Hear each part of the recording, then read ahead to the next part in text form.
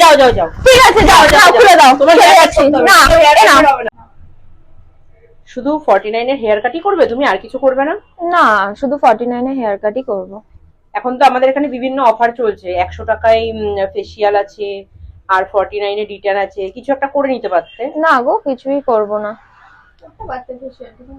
উফ বাবা, বলছি তো করবো না, তোমরা সারাক্ষণ গছাতেই থাকো কিছু না কিছু। বলছি হেয়ার কাট করবো, হেয়ার কাটটা করে দাও, আমার তাড়া আছে, চলে যাবো।